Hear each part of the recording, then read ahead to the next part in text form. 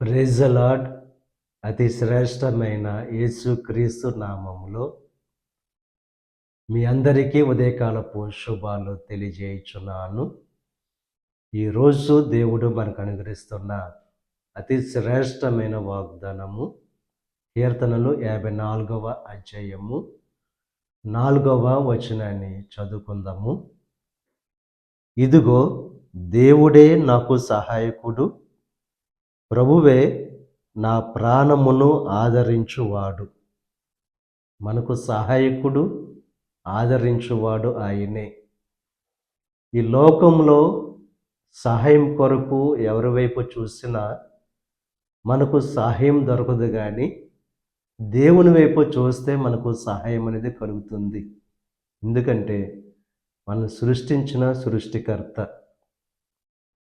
ఆపదల్లో నమ్ముకొనదగిన సహాయకుడు ఆయన ఆదరించే దేవుడు, ఆదరణకర్త. మన బాధల్లో, మన ఇబ్బందుల్లో, మన కష్టాల్లో ఆయన మనకు తోడుగా ఉండి ఆయన ఆదరించే దేవుడు. ఆయన ఆదరణ మనకు నెమ్మది అనేది కలుగు చేస్తుంది.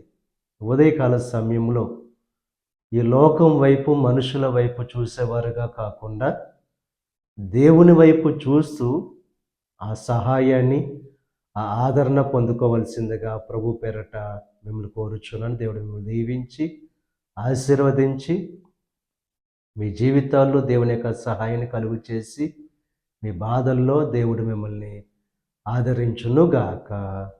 ఆమేన్. ప్రార్థన చేసుకుందాం.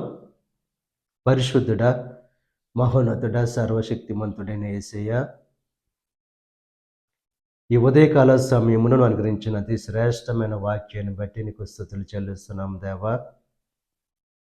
మాకు సహాయకుడవు, ఆదరించే దేవుడవు నీవే.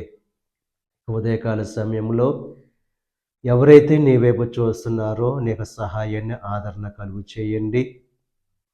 ఈరోజు తలపెట్టిన ప్రతి కార్యాన్ని సఫలం చేయండి. ఈ ప్రార్థనలో ఏకీభవిస్తున్న ప్రతి ఒక్కరిని దీవించి ఆశీర్వదించండి.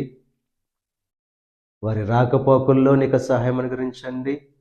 ఈ దిన ఆశీర్వాదాలు ప్రతి ఒక్కరి మీద మెండుగా కుమ్మరింపచేసి నీ దీవులతో నింపి నడిపించమని మా ప్రభువైన యేసుక్రీస్తు నామం పేరట వేడుకొనుచున్నాం తండ్రి.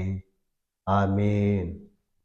తండ్రి, కుమార, పరిశుద్ధాత్మ త్రియేక దేవుని యొక్క కృప సదాకాలం మనకు తోడై ఉండి దేవుని యొక్క దీవెనలు, ఆశీర్వాదాలతో నింపి నడిపించునుగాక.